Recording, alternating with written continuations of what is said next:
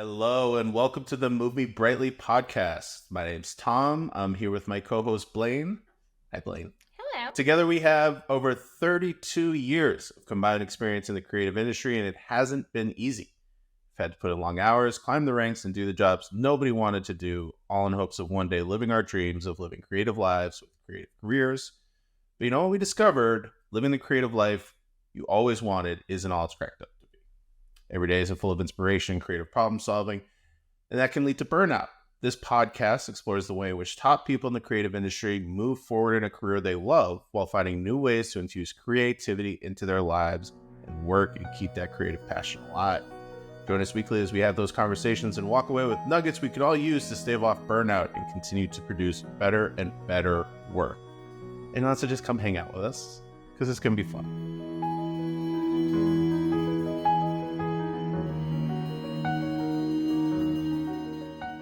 What's up, everybody? Tom here, co-host of the Move Me Brightly podcast. I'm doing a little solo intro this week because it is almost 7 p.m. Pacific time, which means it is almost 10 p.m. in Atlanta, and Blaine is tired. She's a working mother. Give her a break. On this week's episode, we had a conversation with the great John Michael Riva Jr., a friend of mine out in LA. He's a writer and director, AFI alumni, and we worked on a project last year called Pterry, with a P, like Pterry, that we get into a little bit. He's also the son of a fantastic production designer, John Michael Riva Sr., who did many movies, the Lethal Weapon series. He was the production designer on The Goonies. He built the ship in The Goonies, if you've seen that movie. Django Unchained, Iron Man, basically kicked off the Marvel Cinematic Universe. It's his work. So we talk about his legacy and the connections that he has, being a child of the Hollywood industry, kind of leaving that and pursuing sports before working his way back into the Hollywood industry, and kind of what that journey was like for him. Mikey is just a super chill dude. He's one of the chillest guys I know. Blaine and I are fans of the band Fish, and when I met Mikey, my first thought was like, oh, he should just be on tour with us, because he totally fits that personality of just being a super laid back, mellow, cool, happy man. He's one of the calmest directors I've ever worked for as a producer. Very respectful and kind. He's just a genuinely good person. We had a great chat. I think you'll all love it. And take it away with the music.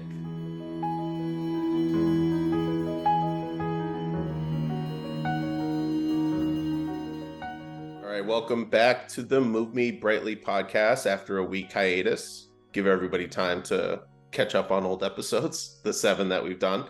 I'm here again with Blaine, my co-host. Hi, Blaine. Hello. And we have a very special guest, John Michael Riva Jr., who I affectionately call Mikey. He is a fantastic writer and director out in Hollywood, and we worked together on a short film called Pterry, with a P, like pterodactyl, that made its festival run earlier this year that I'm excited to chat about with him, because there was some exciting developments after the movie was finished that we can get into. But Mikey, thank you for coming on to the Move Me Brightly podcast. How are you, man? I'm good. What an honor. Thank you for having me. The honor is all ours. It is. Now, Mikey, I've seen you drink 2 different beverages in the 2 minutes I've known you. Are we limiting it to 2, or are there more? Just today, I think it's 2. Okay. Friday. Had to make it a little exciting. I'm also drinking a boba drink, Thomas, I'll have you know, which is a very important prop in our short film that we worked on together. It is. Boba plays a very bubble integral tea? role. Bubble tea is another way, to call these guys, these bobas. What are the little bubbles? Is it a gel? It's tapioca. That's kind of all I know. Don't want to know too much. They're slimy and great. And they make the tea taste better because you get to like chew on them. And I like the taste, but I don't like the texture. Of the bobas. I get that. And I just grew up like very close to like a Little Tokyo on the west side of LA, like on Sawtell, and this is how I got to know this drink because my school would let out and we just like go there and like video game and eat like snacks, Japanese influenced snacks and stuff. When you say school, what age was this? This was high school. So high school, we would basically get out of school like on a Friday, like today. Wow, very meta. And then we would like walk down to a cyber cafe and we all played Counter-Strike. And that was like such a 16-year-old thing to do. And then we would get like Japanese food to basically get our keyboards greasy with and just like munch and just like celebrate the weekend, you know? So I think it's safe to say you were the coolest kid in your high school. I think I was the shit. No, I was definitely the worst player, but I was there for the food. So yeah, that's cool. Blaine, you don't know boba tea? I have not had it, but I know of it. It's good. It's a good part of your life. It's good. What's the other thing you're drinking? Just water? Just water with cucumber because it's hot and I'm an old man and it's the natural Gatorade, as they say. I like it. Staying hydrated, being smart. Slice that cucumber yourself and put it right in there. I did, and like even more embarrassingly, I grew this cucumber. I'll have the world know, and so I'm very excited to consume. Hell yeah! Kind of late for cucumber season here in Atlanta. It it weirdly lingered this season for me. It's like a late summer kind of acquire, but they're like all dead now. So it's like the last cucumber. That can be the title of my episode. The last cucumber. We don't really. Oh, we don't really have titles for our episodes. We have sentences. Probably better. Yeah. Very, very wordy, but it explains what you're going to get into. It's like good for SEO. Yeah, totally. It's just totally an SEO thing. What was I thinking, Mike? I'm not really too familiar on like the different seasons of produce and fruit growing, but I'm producing a project right now that requires us to shoot in an orange grove. And so I've been doing a bunch of scouting for orange groves in the Los Angeles, greater LA County area. And I've been coming up against it because I thought from my research that the orange season starts in November and we're planning on shooting in mid to late November. And every farm and grove I'm going to is like, yeah, now they're just going to be green on the trees. It's too early for that. So I think the seasons have shifted a little because of the changes in our climate. Interesting. Now, could you rewrite it to be a lime tree? Well, and just on you go. Theoretically, yes. The fact that they're oranges don't play a huge role in the story, but it's about an Egyptian family. And I guess in Egypt, orange groves are a big cultural thing. So we want to honor that. But I think since they're going to be out of season, I think the plan might be, it's a little inside baseball, but since they're going to probably be green on the trees anyway, there are a lot more lime groves and trees in LA than there are orange groves. So I think we might end up doing that and then just production design, bring in some oranges from a market and lay them on the ground, spray push paint, stuff like that. Paint the line. I'd have to talk to the farmers about that one. I don't know if they would be cool with that, but yeah, little sidebar there. That's what I've been up to. That's cool. Yeah, it's fun. It's fun learning about stuff, I agree. I've never really been like I think that the time as an adult when I really understood timing in fruits was with cherries because I absolutely love cherries. And I started to notice as a young adult that they would only be in the grocery stores at certain times of year. And then suddenly they would just be gone. And I'd be like, oh fuck, I gotta wait like 7 months for cherries again. It's very sad. Kind of like eggnog. It's like, oh man, only in the store in December. And if you're lucky, maybe January. Eggnog I tried for the first time in my life last year. And I never had it before. And it's very sweet. Very, very sweet. It's tasty, but I can't imagine having like a whole glass of it. Can't wait for you to try that. I mean, I don't know. I feel like it's a shot type of thing. You have like a shot of eggnog. I get Although I did the non-alcoholic version, so maybe if you sprinkle some booze in there, it's better. But those days are behind me. It's already so sugary. Like if I put booze in it, I will probably fall asleep. Speaking of shots, last week I was at the beach with my entire extended family, and a stomach bug ran the house. And I learned a little tidbit, which is that there are a lot of moms that believe if you are exposed to a stomach bug, you can drink 100% pure grape juice, and it changes the pH level in your stomach, and it, keeps the stomach bug away. As you know, I'm terrified of vomiting, so I drank a lot of grape juice, and it's 1 cup a day, 3 times a day. It's very sweet stuff. So, I mean, really, and I didn't get the stomach bug, knock on wood. We got home on Saturday, and then Monday, Oliver went to football practice, drank water from a kid who had a stomach bug. So we're on round 2. Both the kids have a stomach bug right now. And I'm back on the grape train. And it is, it's a significant amount of grape juice that I've had here for 2 weeks. Are you talking like the pure 100% concentrated, not like the ruby red? No. Grapefruit. Yeah. No.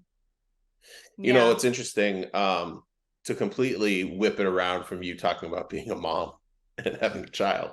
As a former drug addict, one thing I learned with opiates was grapefruit juice accelerates the intensity of a high on painkillers. Don't know the science behind it. I just a drug dealer once told me, like, by the way, if you drink some grape juice before you do these, it's gonna boost it by like 15%. And I was like, all right, let's go to the supermarket.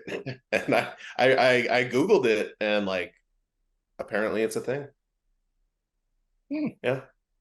That's good to know. I mean, it's not good. Nobody do that. Nobody try it. Don't start if you haven't. It's completely debilitating. But you pick up certain skills. Yeah. Good to know. Wow. So Mikey. Yes.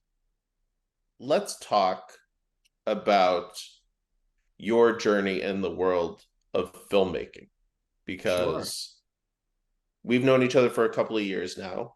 You went to the American Film Institute for screenwriting, very prestigious film school. You wrote an amazing short that we worked on together. And you also come from a family of Hollywood workers. Your dad was a legendary production designer, worked on a ton of great movies like Iron Man, Django Unchained, The Goonies, Lethal Weapon movies, Halloween 2, one of my personal favorites.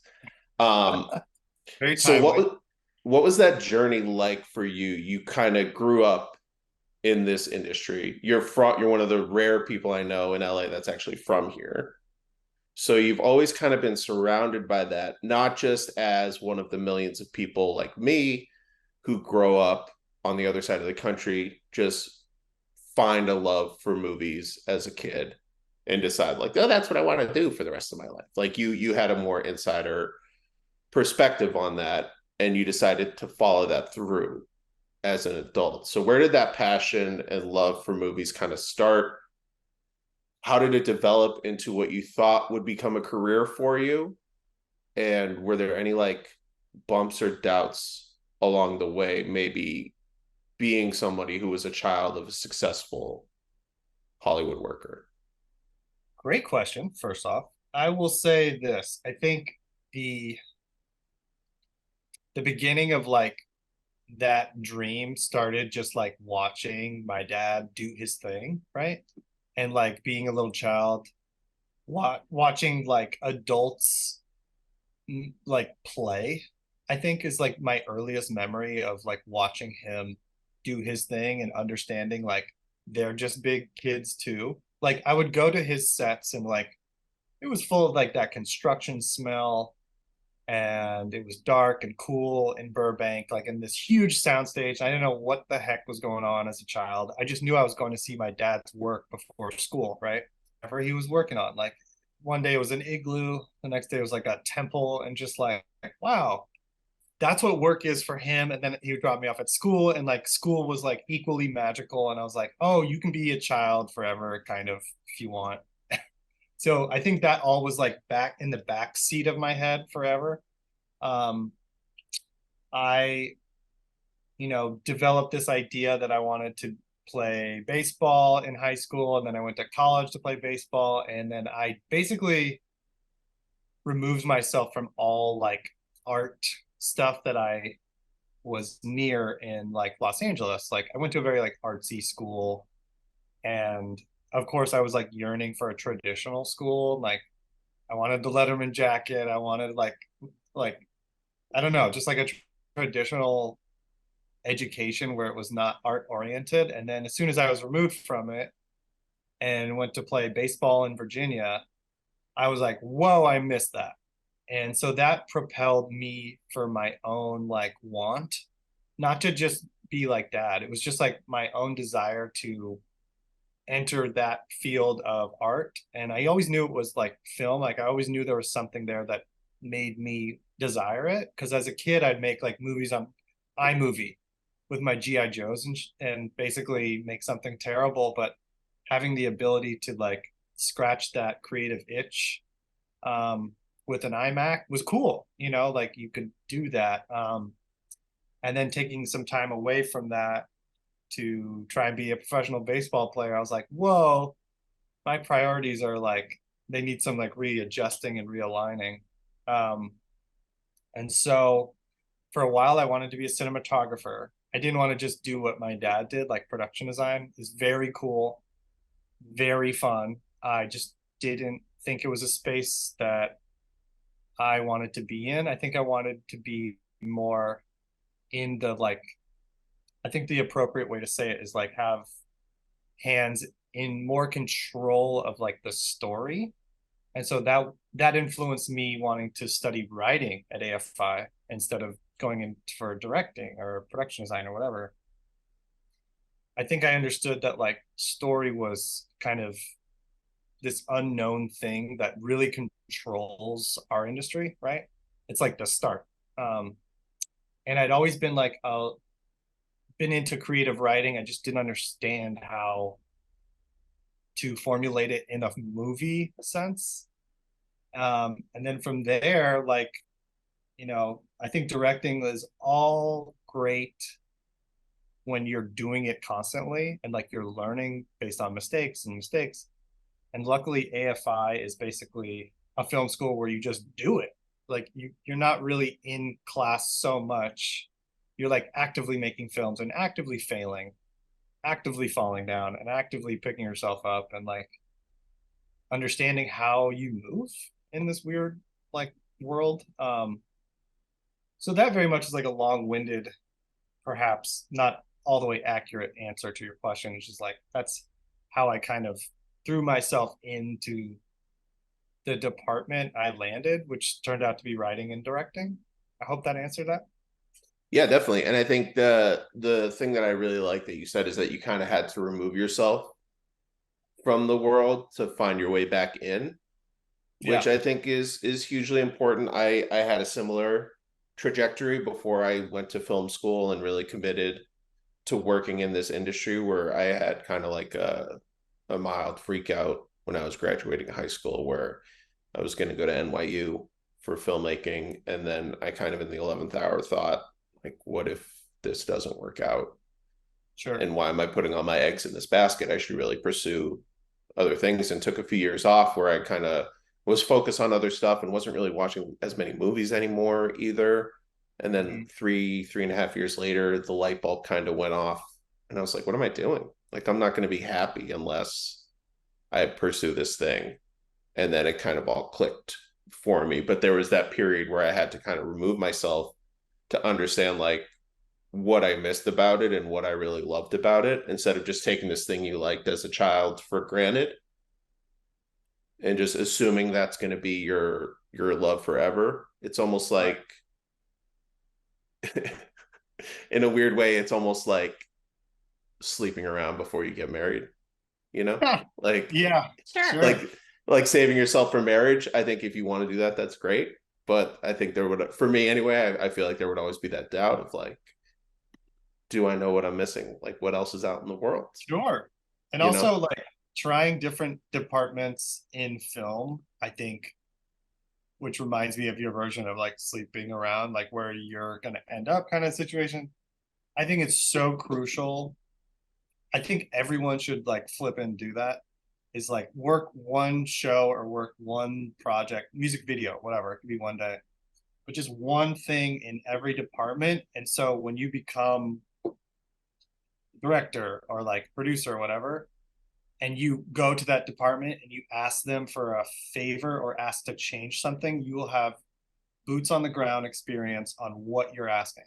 Because I can't tell you how many times I've experienced where I feel like I was an art PA, right, on a big movie. I'm not going to say what it was, but like the director would come in the art department and ask a ridiculous question, like they had no idea what it was they were asking, you know? And I honestly think they didn't understand because they had never worked in there, you know? And so like to the PAs were like, what, that guy, like they're very successful. How do they not know what that means when they ask that?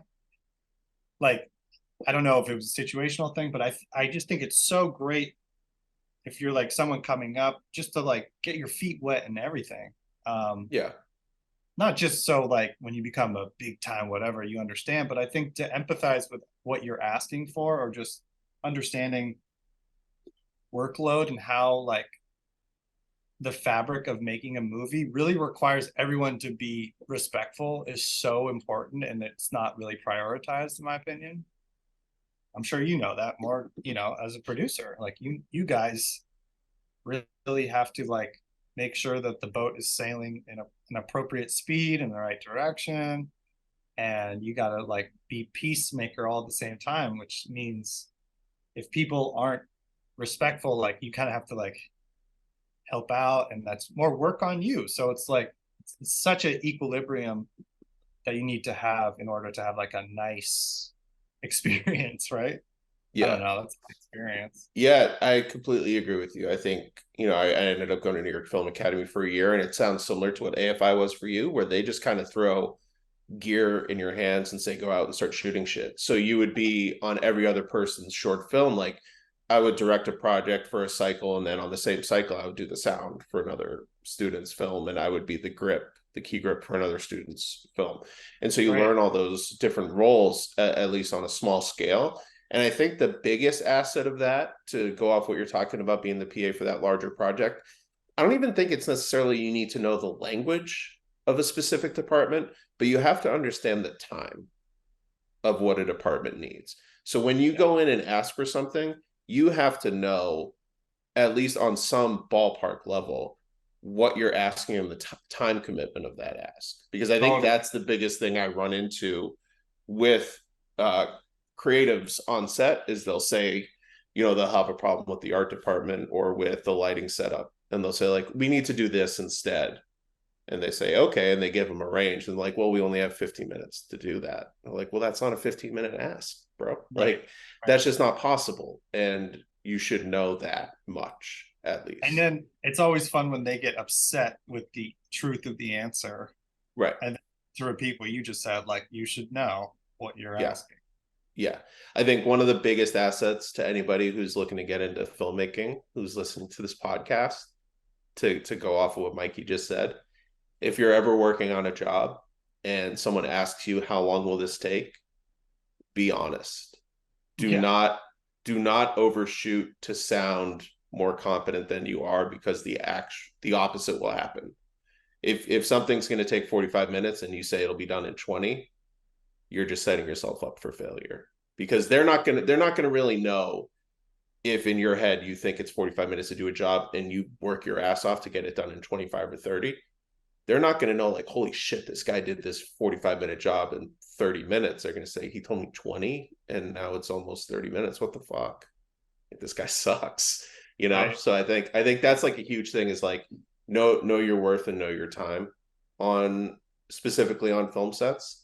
I think that's a huge asset to have, not just as a crew member, but as kind of like the overseers of a project, like a producer or director, is understanding that language when you're speaking with different departments is a huge asset.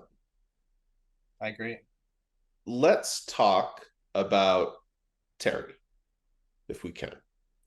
Sure. So Pterry is this project that Mikey wrote, and I got a call from a mutual friend of ours, this guy named Doug, who I had worked with before, who basically said, I'm doing this really cool project with my buddy Mikey. Doug also went to AFI, and we're looking for another producer to help out. They sent me the script. I said, yeah, absolutely, I'm on board. We shot this thing last summer, I think, summer of 2022. Last August. Yeah. Last August, yeah. Finish it up, started doing the festival rounds this year. I want to ask you a little bit about the process of writing that. And I actually have an initial question too, to kind of lead into that.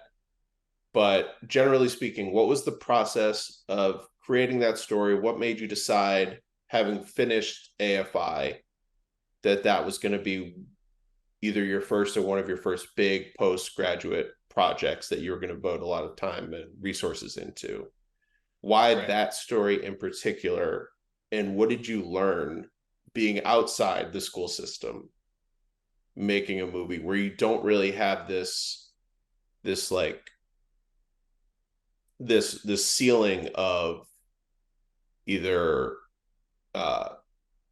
support or like a blanket to fall back into? You're kind of just now out in the world doing this thing, and it's not something that you have to report to or send off for approval to.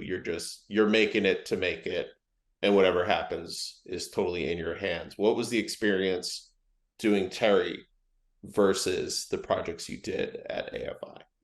I think to start off with that question, or answer that question, doing projects at AFI were stressful for many reasons. I think one reason, the biggest reason, would be like, it's not on your timeline, it's on theirs, or like the school's timeline, because they are not only like a business, but they have like a school like schedule, and there are like semesters, and you need to finish by May so the next group of kids can come. And like, to me, I'm just like, shit, like I might need more time on some things, because I'm a slow ass reader, I'm a slow writer, and I felt like I was just kind of like sped up and pushed to figure it out at a pace that I was uncomfortable with, and sometimes like the product showed that, but like had to keep the train moving kind of deal. And like that's also like good learning for life outside of school. It's like you can't dwell on your scripts forever, and there are deadlines and whatever, but having the ability to not have like, because Pterry was like an independently funded short film, and it was basically like a thesis film that I would have made at AFI if I was like a director, but like the screenwriters aren't allowed to do that. I don't understand the logic of it, but that's just how they roll, and that's okay, so I wrote this at AFI, basically out of the classroom, thinking like it could be something I could maybe direct. My for my thesis, I ended up not really reading the directions of like the pamphlet of AFI when I applied, because I thought you could, obviously. And so when I learned that I couldn't do that, I was like, ooh, that blows, and that's not fun. I'll save this story for later. I didn't trust anyone else. And it's not that I didn't vibe with like the directors. I have a lot of director friends from our class who would understand that, and they have understood that when I've spoken to some of them about this. Anyway, I would say that the experience was scary. You don't really have mentors the same way you do at school, but it kind of made it more fun because I could break the rules and do things that you get away with, and you didn't need approval, which was like comforting. But raising the funds as an independent source, like I used Kickstarter, and that was fun. And I used Film Independent, and we became like a film, what's it called? Like a fiscal sponsorship, which made us basically like a nonprofit, so people could donate money and then write it off on their taxes, kind of situation. So the 1-2 punch of those made the fundraising like feasible. It was stressful, watching those numbers build and your shoot date approaches, and I'm just like, oh my god, we got to make money. And we did, luckily. But I would say that having the ability to work at my own speed and pace and not have like an advisor hovering over me being like, you got to fix the third act before you shoot. I like didn't have that voice, and that was really nice. And also this was like a basically an exercise to listen to your inner intuition and voice, because I didn't have that guiding person to rely on, which is beautifully like a metaphor in my short. It's about like, it's about my journey going through school and life without like my dad who passed away 10 years ago. So not having like a mentor or someone, your North Star, guiding you, like I had that actually happening in the short film for me as the writer director, which weirdly surfaced, and I'm just realizing it now, organically. So I would say that the experience was like stressful for sure. Like I'm not gonna say it was all easy, right, Tom? But I will say that it was a nice experience because I was at the wheel. I got to control it. I wasn't doing it for a grade, even though there are like no real grades at AFI. It's like pass or fail, but I didn't have to like sit before a committee. It was truly independent filmmaking, I guess, is the way to end this. Yeah. I have a question. Yeah, please play. I just wanted to ask about your baseball, and kind of like, obviously you got to the level where a certain talent or your ability to play your position or bat or whatever it was just expected of you. Like you had a coach, and I guess there is like a guiding kind of, we need you to make the outs, we need you to get a hit, but you're left to your own devices on how you wanted to do that, of course.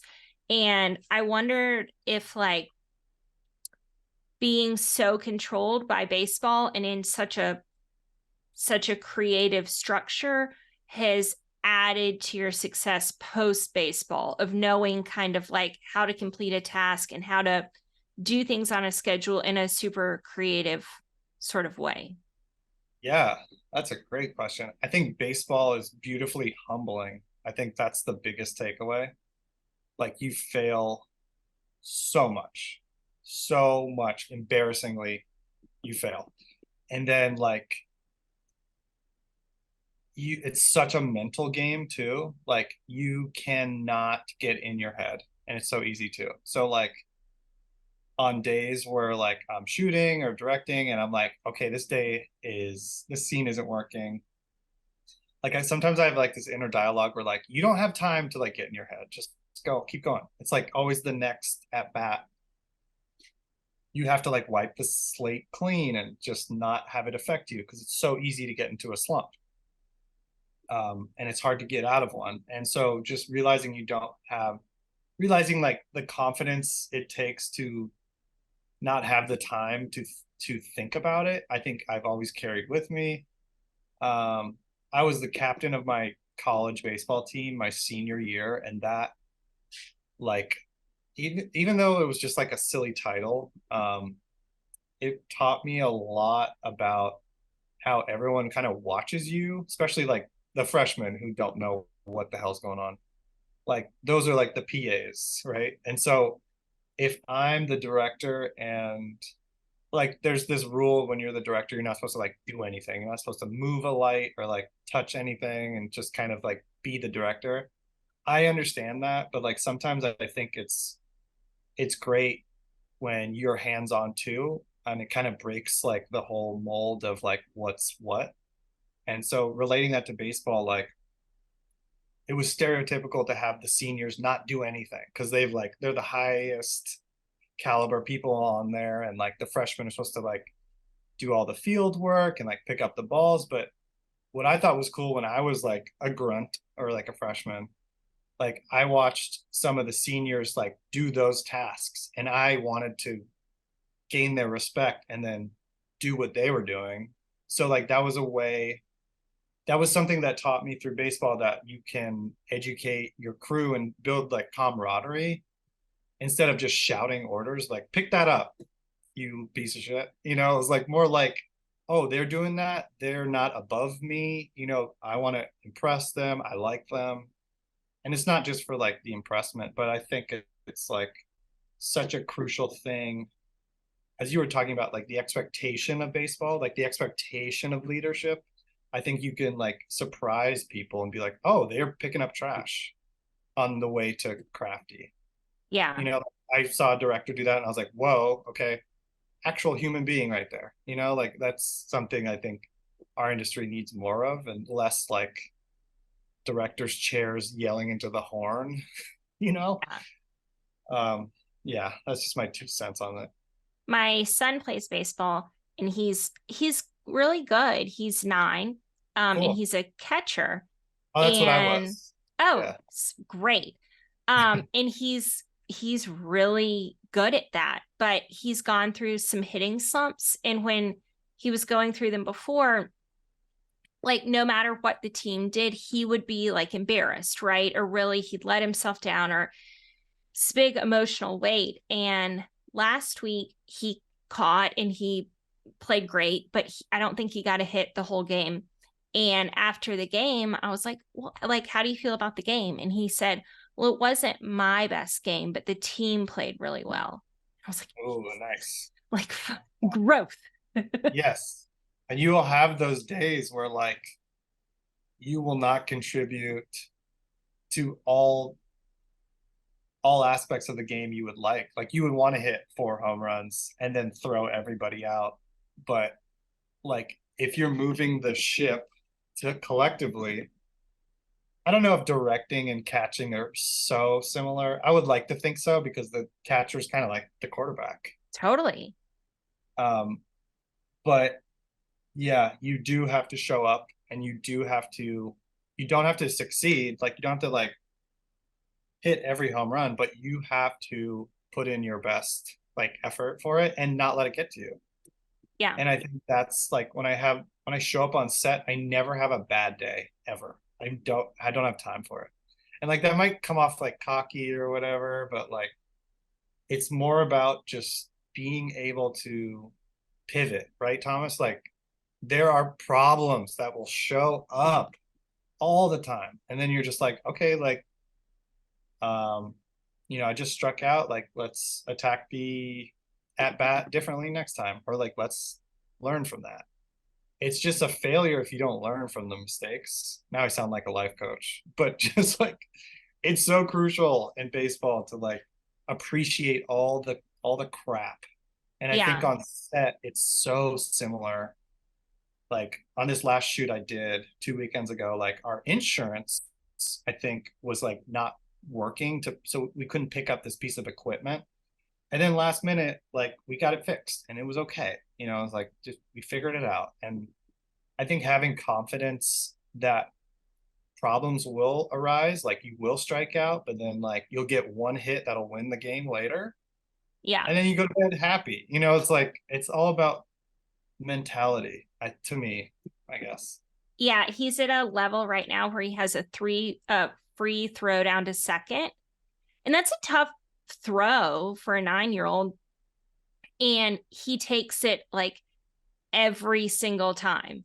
And it doesn't, sometimes it's too long, sometimes it's too short. It like very rarely works out. But then I think that that's what makes him so like valuable in the league, and all the coaches are looking at him stuff, because other kids are just like, just going to hold, they're not like taking all of those opportunities. Right. Which it's humbling. I'm sure he doesn't want to keep doing it and missing the throw or whatever, but yeah, it's important. That throwdown is like so meditative at this point for me. It's just like nice. half the world is like, what are they talking about?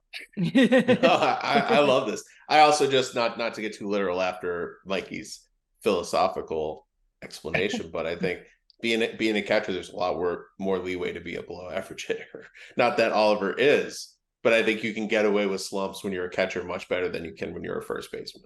Yeah. If you're a first baseman and you can't hit, it's kind of like, well, what's your value here? Right. Yeah. But you can be a catcher with a 220 average and still be considered an integral part of the team. Yeah. Sure. He also like jumps up every time and he's like, you know, like, who wants to go? And so he just looks, people are like, what's he doing? He's like moving around a lot. What's he doing? Got a little Yadier Molina behind the plate. I love it. What little league does he play in? He plays at Buckhead Baseball. Okay. Buckhead. Oh, in Georgia. Yeah. Okay, cool. I thought you were in LA for some reason. No. I was gonna say, do you know Buckhead baseball in Georgia? I do. I know where Buckhead is, and I don't know Buckhead baseball, but I like the name of it. Oh, is Buckhead the name of a town or a county? It's not a county. It's just like a little part of the city of Atlanta. It's sort of like, gotcha. Yeah. There's two rival baseball organizations in Atlanta, and you know, everyone thinks like they're part of like the best one, or like our, you know, all-star program is like better than their all-star. You know, this is my life now. What's the evil one? Let's shout them out so everyone can boo them from their cars. So that is NYO, which is Northside Youth Organization, but now that's where Oliver's playing football. So we're split allegiances. That's fun. Yeah. That's like growing up at New York or even in LA, and you have to pick like Lakers or Clippers, Yankees or Mets. You know, tough decisions. It's weird having lived in both of those cities that have multiple franchises in one sport. Nobody hates the Lakers fans like Clippers fans, even compared to the Celtics. And I'm a Bostonian growing up. I'm a Celtics fan, but the vitriol Clippers fans have for a team that plays in their own damn city, wild. We're so lucky with the Braves. Like everyone in the Southeast loves the Braves. We're all just, and the Braves are killing it right now too. Yeah, they are. States love the Braves. It's crazy. Yeah, everyone in the Southeast. So I want to talk about Mikey's directing for a little bit, because we were doing that. I thought the baseball analogy was super helpful. No, it was. I didn't mean that. I meant as someone who witnessed it personally, I want to chime into a few things that he said, because what he's talking about being, you know, the senior captain of his baseball team and his philosophy as a director on set, I think I can say with certainty is 100% true. Mikey was always somebody that I had to tell to leave set at the end of days when like 95% of the crew was gone, all the cast was gone, and he's kind of just like hanging out. And I'm like, bro, go get some sleep. You're fine. We got this. You can leave now. But he's totally that person. And I also think Mikey is probably the calmest director I've ever worked with on set.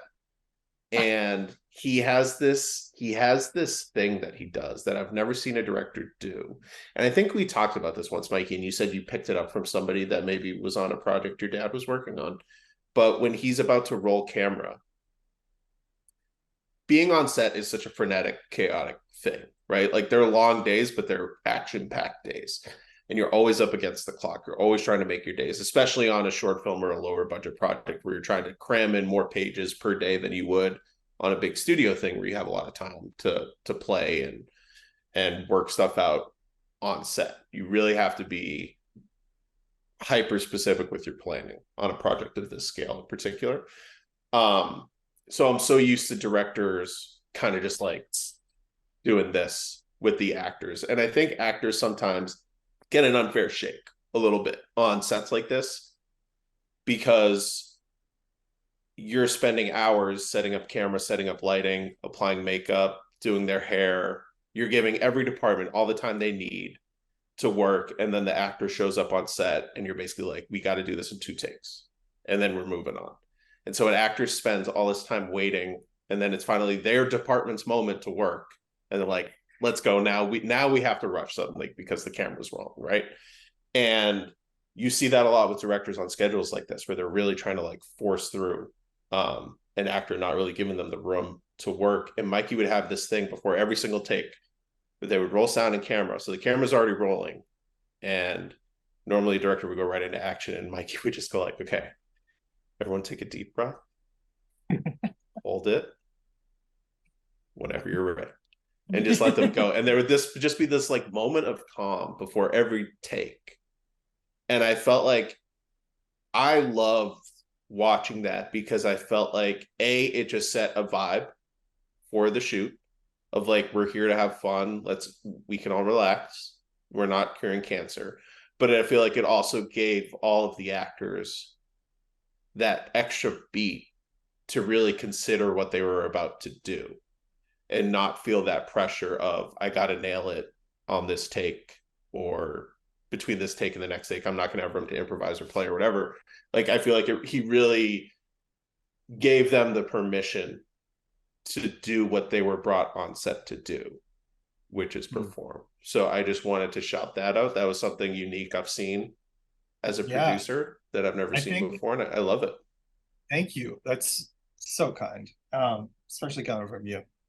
So yeah, so I started doing that basically for myself to relax. And then like I was doing that silently to myself, just like, and like sometimes like I just forget to breathe. I think we all do. I think we're all just like so in our day, and like we're like, why am I short of breath? You know, and we're all just like realizing, or at least for me, like I will realize like I haven't been taking like deep breaths, and I've been just like breathing like a caffeinated freak. And so when we're on set, like you said, and there's chaos and there's schedules and there's lights and there's actors flying in, I'm just like, holy crap, let's all take a breath, and like make the whole crew do it, not just the actors. Like make everybody do it. Let's all be on the same page, and I'll do it, and then we'll get this reaction that's amazing, or this performance that's amazing. But to take it back to baseball, I think I used to do that before I would like go hit, because going to hit is very like the light is on you moment, and like you literally walk onto the center stage, and you might make a fool of yourself. And like that to me always freaked me out. I hate to say it, but it did. And then my heart was always racing, because you get 3 swings and you're out. We all know it. And I think I wanted to slow that moment down. And it's really just about focus, but it's also providing confidence with just in that moment myself. Like, you've done the work, you've done the practice, you can fail. Like giving myself permission to fail, I think, is what it is. I want to get on base and hit a home run, but like trusting the process, it's all part of the process, and just allowing yourself to have fun is why you're there. The ability to slow time and breath, it's so much fun. It's like addicting, because you can feel everyone like this. Focus puller is like ready to go. Everyone's tense, ready to go. And as a baseball player, if you're tense, you're not going to get a good jump or reaction or swing. You got to be loose and goosey. You know, that's like why the Red Sox came back and beat the Yankees. They were taking like shots of Jack Daniels to loosen up, which I'm not promoting to drink on set or on sport. But what I'm trying to say is like having a breath and like taking a step back. You know, in baseball, like removing yourself from the batter's box and like taking a timeout is like very crucial in the pace of things. I think we just need to do that more, not just in movie making, but just like in life, just like have a like meditative breath every now and then. For me would be great. You know, I try and remind myself as much as possible, but that's how that started. I think it came from me, like probably caffeinated, like, holy hell, you know, I need to break. Caffeinated and on too many donuts. That was the other thing with Mikey is he was a diva about one thing and one thing only, which was there need to be donuts in the morning. Every set there needs to be just one. Yeah, he called me like 2 days before we shot and was like, I really hate to ask this of you, but just so you know, like I really want donuts to be on set in the morning. I just need to with see Cater. them. Yeah, I need to see them because as a kid, when I would walk by like my dad's like craft service and see candy and donuts, I was like, whoa, one day I will be able to have that. Yeah. And like I think just want one. I think we got some Krispy Kreme. I feel like you maybe ate one over the course of the 3-day shoot. I probably realized like I can't eat those because I'll crash. And like don't love to eat on set, so it's just a bad idea. I mean, they were still very popular, so it was a good decision. Everybody wants a donut, you know? Yeah, of course. Absolutely. I want to say one thing about the breath thing. Also about baseball. I'm the like dugout mom of our team. Do you just do everything? Do you do everything? I'm really into baseball. Like cool. In a weird way, but like, so, you know, the dad's coach and they're like on the other side of the fence because we're still at that age. And then I get to be in the dugout with all the kids and I make sure they're in the batting order and I put all the catcher's gear on the catchers and all of that. And so I get to stand right behind them when they hit. And they like know me for saying that because they would, you know, they'd swing at something that was too high or something. And the coaches were like, what are you doing? Like, it's so competitive, right? And they would like take their first swing and they would take their second one. And I would always like, my voice is very identifiable and I know their names. I know like how they hit or whatever. And I'd always be like, hey, bud, like, just take a breath. And they would you could see them like, you know. It's scary. And they're 8 years old and people are yelling at them and the crowd's yelling and everyone is depending on them. It's terrifying. And you could they were like so tense. Yeah. Hitting a baseball is also really fucking hard. Very hard. It's so difficult. But what were you going to say, Mikey? I was just going to say it's so easy. It's hard to hit a baseball, but it's so easy to like take it out on yourself. And I think that's the danger / beauty of baseball is like it builds a weird strength within you.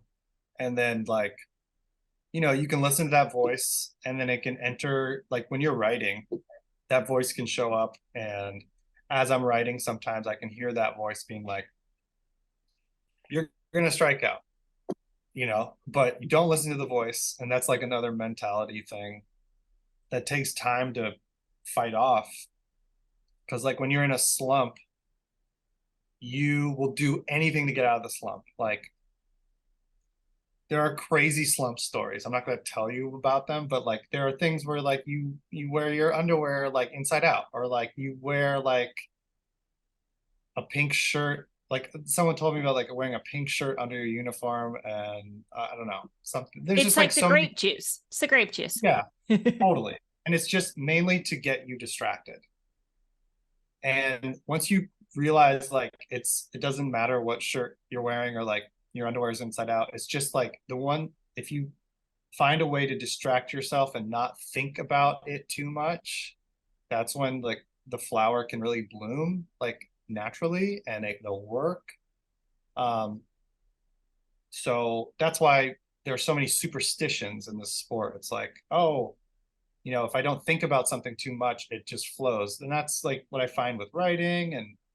And again, like going up and you're at bat, you're at the most vulnerable state possible because people are watching you mess up and watching you swing at pitches that are stupid. And like, depending on how good the pitch looks, like you will swing and it hits the dirt and you feel like so dumb. And then on top of that, you have to walk back, like the walk of shame to the dugout because you lost. Like that used to kill me, but then it would, I don't know, just builds that strength that like you take that breath. As soon as you sit down, you don't have time for it to ruin the rest of your game. And you go like put on your catcher's gear and you do it again, you know? You know, the best baseball players are the ones that like, you know, they're thinking about the play that they're going to make and then the ball comes to them and they take the breath then, and they're like, what's the best thing to do right now? Because I think that's even more of a tough situation when the ball comes to you and you just throw it too fast because you're too like wound up. And then you see the really good ones, like, I'm just going to look around and then you can just like nail the throw versus like, ah! Does your son chew gum when he's catching? No, should he? He might. It's like good to like, it's like a, you're not clenching your teeth thing. And it's like there were some, I think Alex Rodriguez made this very famous where he would like get a ground ball, blow a bubble, and then throw the ball. And like there's a picture of it, I think. And like you're like, wow, that's so cool that he could do that. And it was like a cool trick. But in reality, he's so zen and in the zone, he's not even conscious of it. He's just doing his thing. So like having like gum or like sunflower seeds to like get the nervousness out of your body, I think was always crucial to me. Fixating on just like breathing and like chewing, it's just like a constant motion of that. Because when you are tense and you're like, oh my God, it's here. Yeah. You will ruin that moment. I do. And it's kind of like, I don't know how familiar you are with surfing, but it's the same thing. It's like you see a wave coming, you're like, oh my God, that's a beautiful, perfect wave. I'm gonna have the best time. And then you freak out and then you don't get it. Maybe that's more about my personal experience with it, but it's just that nervousness, anticipation will shoot yourself in the foot. Yeah. And on set too, like I have a thing that I do with paintings that we've talked about in the podcast a lot of like, I used to have this, canvases are really expensive, especially really nice quality canvases. And I used to have this big fear of, I was so like tight with my lines and my drawing. And I'd be like, if I mess this up, like I've ruined this canvas or something in my mind. And now I get it and I would like scribble all over it or just paint or like sort of destroy the canvas before I ever start painting to just take, and then it's just a process. And it doesn't really matter what happens. It's just, I have to follow these certain steps and do it this kind of certain way. And however the painting ends, it's going to end. That's so smart. Wow. I really like try. I feel like so much of being creative is that just getting the fear out and then just following the steps that you have to do over and over and over and over. I like that you kind of ruined the canvas because it's so intimidating once it's staring at you. Yeah. And I used to paint in college, so I know this feeling very well because you can just paint it over eventually. So like, to me, that sounds like when you're writing and you're very intimidated by that white page and the cursor that's blinking at you. Like it helps so much when you just start with an outline, I don't know if that's exactly equivalent in the analogy department, but just having something there already that's not just an intimidating void, I think is everything. Yeah. I think there is a lot of comparison there as a writer too, because I think that first page especially can be really daunting. Oh, because man. if it isn't written how it is in your imagination, you can get so handcuffed by that and not proceed. And I remember it took me a long time to grow out of this, but the way I used to write was I wanted my first drafts to be at pretty much ready to go. And so I would write in a style like this. Like I would go 4 pages and then go back and edit pages 2 through 4 before I moved on to page 5.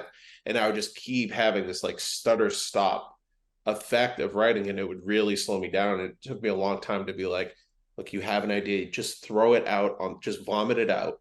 The first draft's going to suck. It's going to be way too long.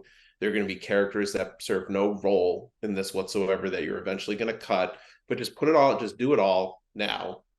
And now you have something to work off of. And that's where the writing really starts, is having that guideline, that like initial process of the vomit that you throw out there, For sure.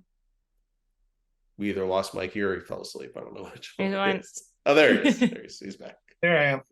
I used to write for years and years and years and years, would write a blog that a lot of people read. And I really, really like writing and really enjoyed writing it.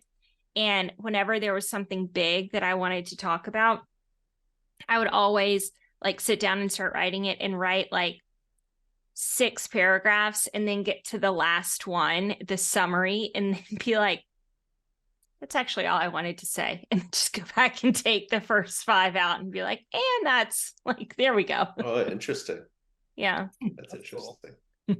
I want to ask Mikey about the Project Pterry, because I think you touched a little bit on it, the ideas in it and behind it, which I think the moral of that story. So for Blaine, for people listening who don't know, it's about this kid in high school who's a new student at a school, and he was born with incredibly long arms, 12-foot long arms.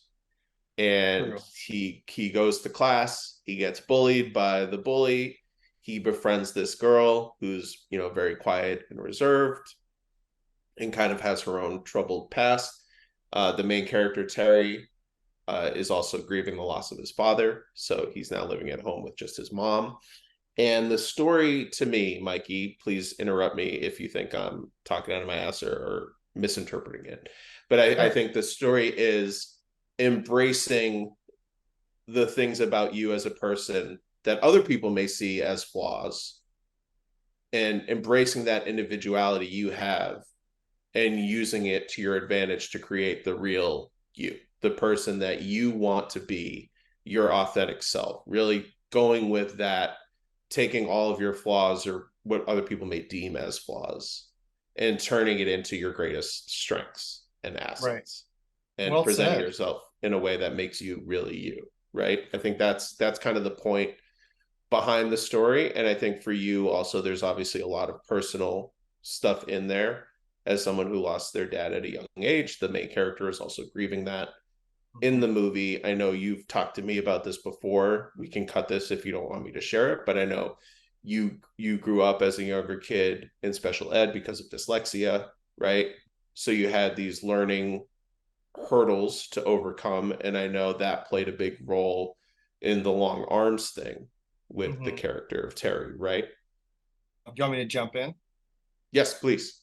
So Pterry is like checking a lot of boxes of stuff that I've dealt with, which is like losing a parent, going to school and having to, meet with like a counselor and understand my learning disabilities and understand how like I'm different from everyone at a young age, where your brain doesn't really like process that well, because you as a young kid in elementary school, you're just trying to, I don't know, high school the same. Like you're just trying to fit in and get by and get out of class, right? Like you're trying to not stick out, or at least I wasn't trying to stick out. And I was sticking out because I couldn't read at the speed of others, and I was having a hard time just reading. And it wasn't that I didn't enjoy school. I just didn't enjoy the extra attention on me. Like in our reading class, the phone would ring at the same time every day. And it was like the counselor asking for me to come to their facility in the school. And I would just have to like walk. It was like the walk of shame, like a baseball after you strike out. It's like, well, there goes Mikey. He reads a different book because he's slow. It felt like that. And I was just like, oh man. And I was just like bummed. As an adult now, like I appreciate all they did for me and like helped me understand like a lot of what I was struggling with. They weren't so vocal with me because I was tiny. They were more vocal with my parents, which inflated this whole thing for me, thinking there was something wrong with me. But I think at the time of like 1990, like that was like what everybody knew. Like that was like the cutting edge thing of like removing me from the class and like giving me special attention in terms of like how to break down words, how to do math appropriately. That's hard for a kid, like to not stick out and know you're sticking out. And so the long arms that I created for Pterry, the character, was like a easier visual representation of literally sticking out, because in my head I thought everyone was just staring at me when I would like either read in front of the class and just feel like an idiot. Or just like come back from that session and like have to walk back to my seat and everyone's staring at me, when in reality no one gave a shit and it was all in my head, right? And so I wanted to share that story, and I chose this story because it was very personal and very vulnerable, and I think when you collide those two things, you get usually products that are unique and authentic, and I wanted to do that for like the first thing I put out into the world. And it was another like cathartic release for me to just like have a no fear kind of mentality and just be like, you know, so many people said to me that I couldn't do something, so I was like, this was my concoction of like a therapeutic creative release all in one swing. You know, it was like I didn't question it at all, because I think you need to love your imperfections and like plant that flag in the soil, which is a cheesy term, but it's so true. Like you need to know what you are and like be cool with it and like say, hello world, like here I am kind of deal.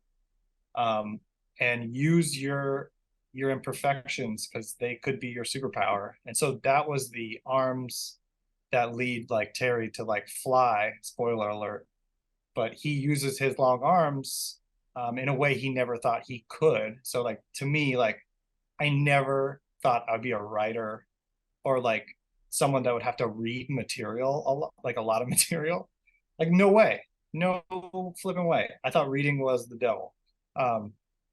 Love audiobooks, and reading is still hard, but just like that transformation and that click, that mental baseball thing where you're like, actually, I know you hate striking out, but like do it again. Like you might gain something out of that, or like, you know, I don't know if that's translating, but just yeah. I want to wait. I have to say something. Okay. The reason that I'm like the baseball mom and so into baseball and do all the baseball stuff is because my son's like severely dyslexic and went through like a very, very, very hard time with his confidence. And same here. He was in tutoring and special help. He was getting pulled out of class, and he just like felt so badly about himself.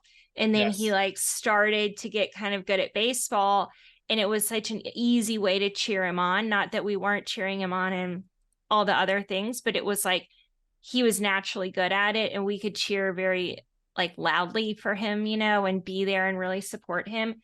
And then the better he got in baseball, his little like confidence kind of just slowly came back. And I like credit baseball with saving him, truly. I mean, it's like I say he's a good baseball player. He's a fine baseball player, but it's like vital to our family. And we all go every time he plays. Like it's huge to us because of that. I love that so much, because I'm just remembering how therapeutic it was, especially in the spring where like you get out of school and then you go to practice. And like for 2.5 hours, I didn't think about grades. I didn't think about school drama. I just thought about throwing and catching a baseball, and like just something very meditative about that. And just being outside also, like I hate that we're trapped inside so much in school. But just like, yeah, I think it saved me a little too.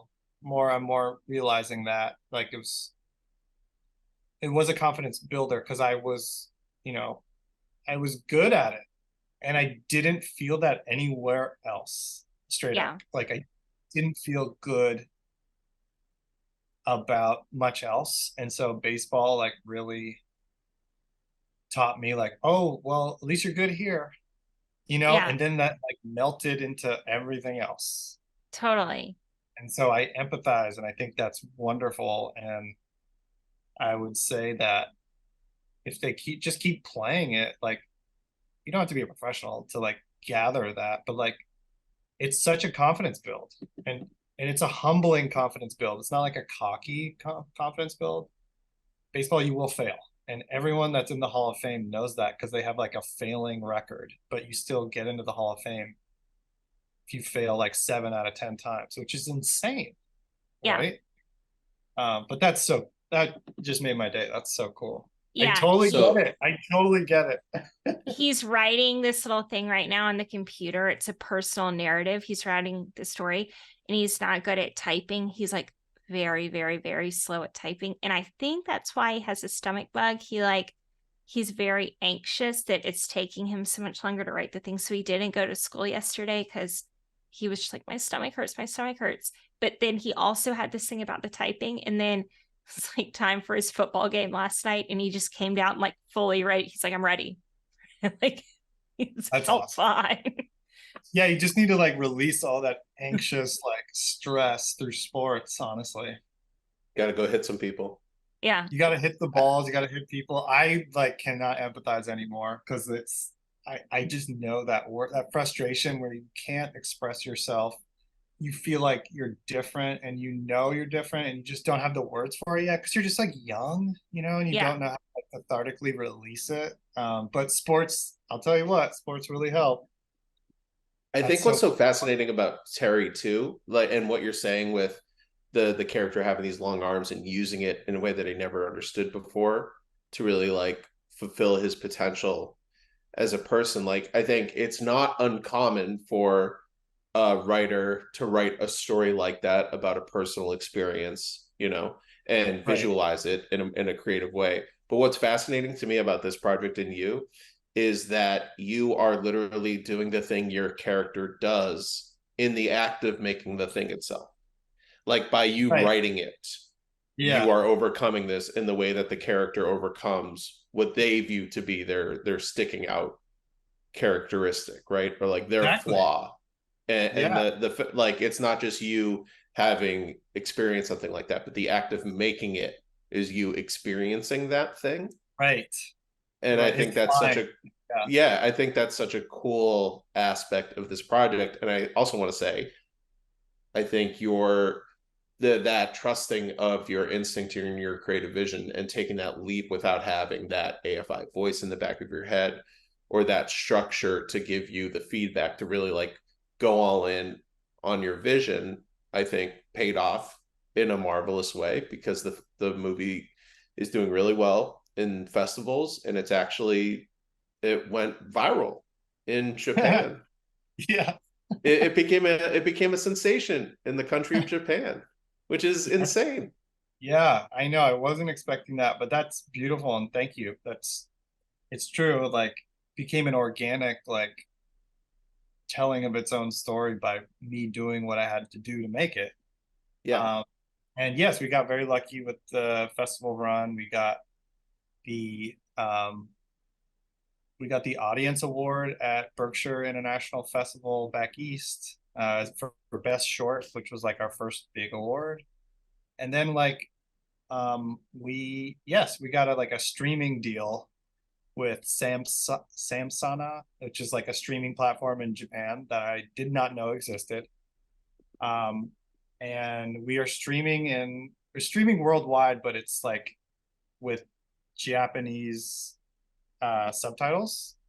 So I mean, you could watch it and understand the language. It's not dubbed, so it's just like subtitles. And yeah, our trailer got like 1.5 million views in like 1 month, which was really charming. And I think the most fun was like reading all the comments in another language that you don't speak and just watching Google Translate try and tell you what was happening.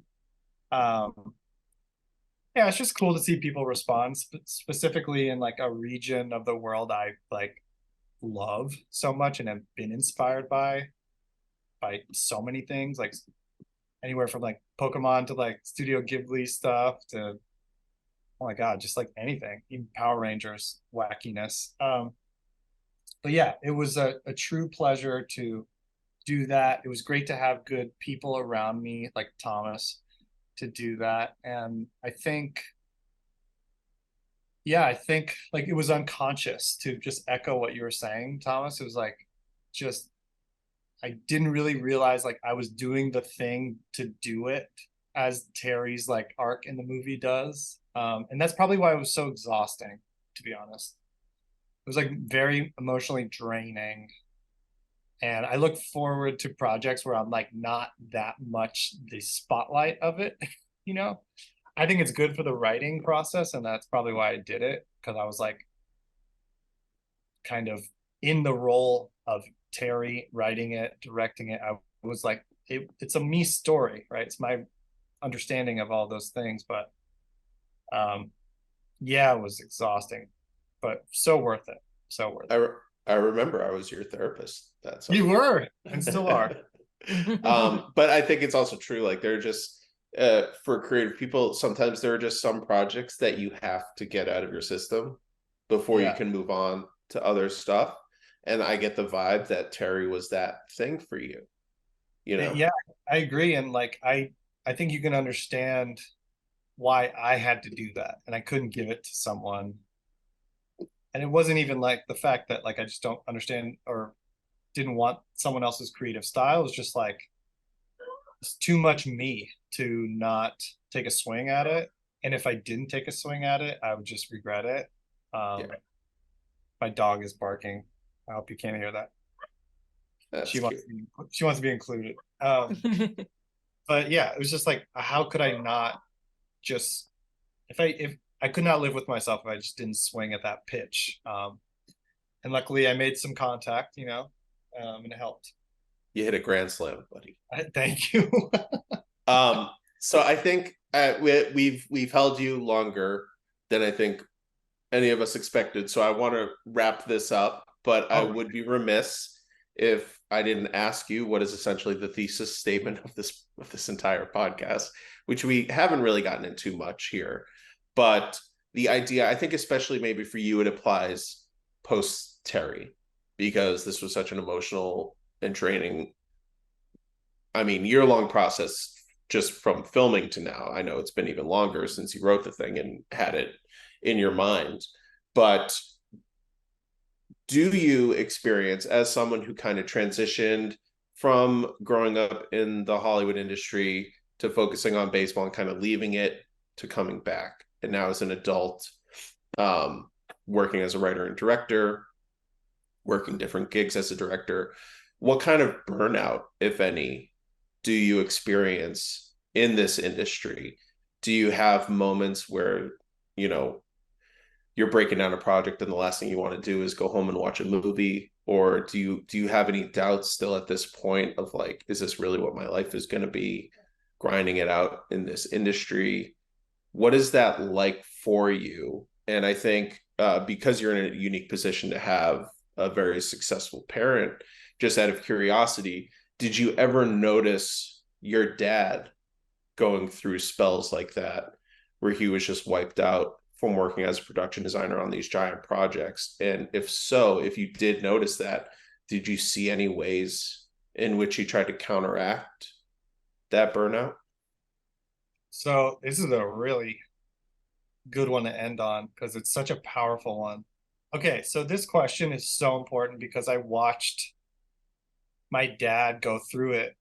Even though he was successful production designer, I watched him like lose a lot of steam over time. There's not really a finger to blame. I think there's a couple of stuff. It's like understanding which projects you want to give your time and efforts to. I think it's like understanding what you really want to do, because I think my father like really wanted to direct more than he wanted to be a production designer, and so that fuels me to do things differently. And sadly, like he didn't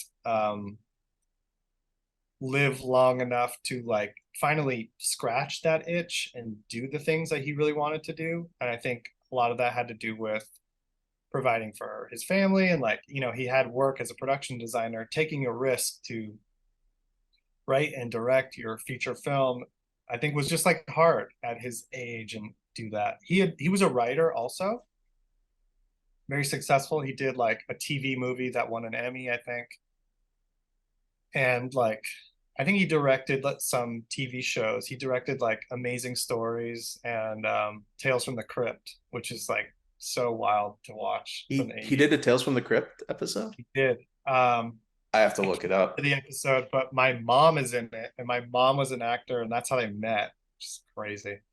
But yes, burnout. My dad suffered a lot of burnout, and sadly, I think that was one of the leading causes to his like death, because he suffered a stroke, and like as we know, strokes can definitely come from not great stress, and not good like health and like being able to like take care of yourself in an industry that says no to you all the time. I think is really hard. So like I'm trying to build my strength to take these no's. And I think the studios, to be very specific, I think the studios are really toxic and stupid. And so I suffer burnout from all the no's that I get when I'm pitching a story or writing, and I know it's a good story, but just they're like stupid little narrow-minded business brains are like, oh yeah, maybe, like, can you do this and make it more marketable? I understand that note, but it pulls my heart out sometimes and just makes me tired to the point where I have to go like eat chicken wings to relax. It's my vice. But like I think I get really burnt out with like the momentum stuff. So like building momentum to tackle a project. Like Pterry, I did that on my own. I didn't wait for a yes. Like independent filmmaking is, I think it shaves years off your life trying to find the money for it. But I think at the end of the day, you're in control. And that's something I want to do. Will I work with a studio? Yeah, sure, of course. But the burnout that I watched my dad suffer, like I made note of it, and I lost him too early, I think, because of it. And like, yeah, I just want to take a page out of his book and respectfully not have that eat me.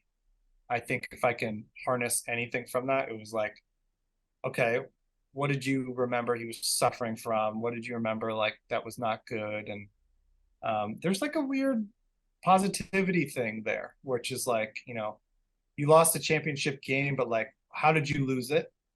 Why did you lose it? And like, how can you apply it to your season next year kind of situation to tie it back to like baseball analogy?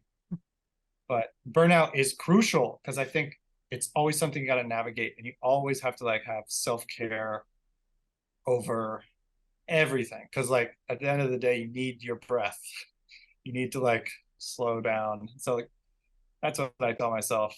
I think my dad would like echo some of that probably. I don't know. Yeah. I know in our industry in particular, Mikey, like what you're talking about, momentum is such a real thing. Yeah. And I know as someone who works freelance as a producer, momentum is kind of like the driving force behind my career. When one project leads to another, which leads to two more. And I have this fear constantly that if I start saying no to gigs, the phone will stop ringing because people will no longer want to recommend me because they'll think he may not do it. He may not want to do it. Right. Yeah, and I think tough. there's, and it's good to be busy, obviously. And sometimes you have to say no just because you have to be able to manage your time. But that's something I know I personally struggled with, especially when I was starting as a producer. It was like, I got to say yes to everything because I can't afford to say no. Like I need to get my name out there and get my reps up basically. And I think that idea behind utilizing that momentum and always having this like anxiety in the back of your neck or in your throat of like, there's really something happening here and we have to push this forward now. Like we cannot sit on this thing anymore. I'm attached to line produce this horror feature right now, this amazing script that I love, and have championed it for almost 2 years now. And for a while, nothing was happening with it. And then it won this major screenwriting award, and it started to get all this attention for the writer director. And even that process that started over a year ago, and we're just now in the position where we might actually have financing. and putting a proper schedule in place to shoot the thing. And that's a pretty expedited timeline in this industry, you know? So to just like understanding that and trying to navigate that minefield of so much of this work is hypothetical too. Yeah. And like understanding how you kind of manage that in your life so you don't let, even when you're not physically working, but the thoughts of working and like what you need to be doing to continue take over, I think is a huge thing. And I know to speak about your dad a little bit, my dad is still with us, thankfully, but he was a workaholic and he had a massive heart attack, a heart attack that they call the widowmaker, because its fatality rate is like 99%. And he survived it just by the grace of my mom noticing there was something wrong and immediately driving into the hospital. Another 20 minutes, he wouldn't have died. He would have died. Wow. And he was 51 at the time. And wow. I can say with certainty that it was the stress of work and running a business and raising 4 children and not taking care of himself to understand when he was burnt out and when he was overworked and being able to step away. And he became a completely different person after that heart attack, because I mean, he really had to analyze his life and think like, what am I doing wrong here? And what's actually really important to me? Because I know we've talked about this, me and my dad, if he had died then when he was 51, he would have had so many regrets, so many like lost moments and years with his kids, with his wife. You know, his priorities were, I think, out of whack in many ways.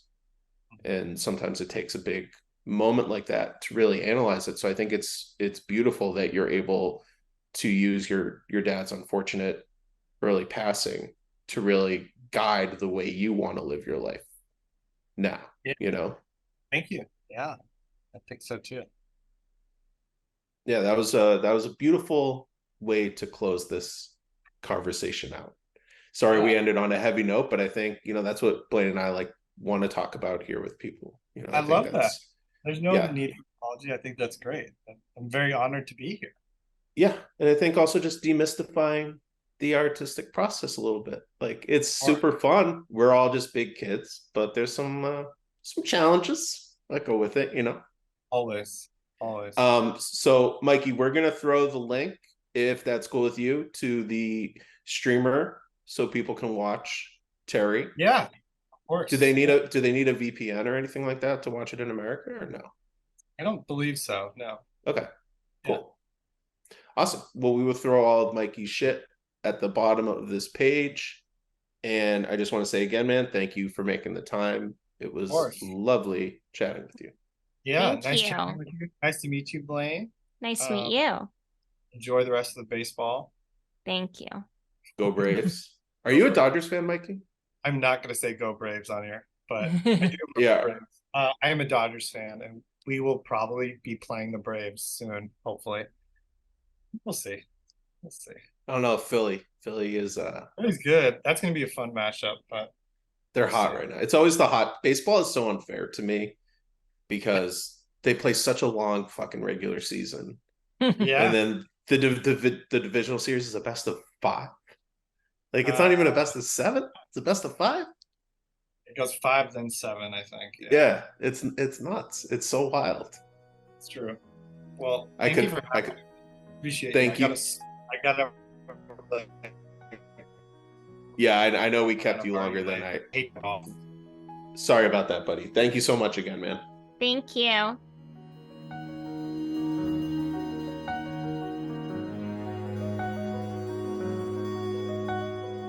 Hi, me again, all by myself. Thank you again to Mikey. That was a great chat. Thank you, as always, to my co-host Blaine, the inspiration behind this podcast. I want to thank Lincoln for all of his hard work behind the computer, editing this and making it into a coherent podcast episode. Thank you to my brother Cliff for the music, as always. We're going to throw some links at the bottom of the page for this episode so you can watch Pterry, the short that Mikey directed and wrote. And we'll link to all of his social media stuff if you want to follow him. He's a good follow. Mine and Blaine's will be on there as well, I think. I think we normally do that. Maybe we don't. I should probably know. but I'm unprofessional. That's just the way I roll. I'm not a professional person. I'm bad at being an adult. We will be back next week with another great guest. And as always, the way we always end our episodes, Blaine and I would like to tell you, have fun, but don't have too much fun to where it stops becoming fun. Because what's the point of life if you're not having fun? That's our slogan. We've said it every episode. If you've listened to past episodes, you've heard us say this over and over again. I don't know why I need to repeat myself, but there you have it. All right, y'all, take care. We will see you next week. Bye-bye.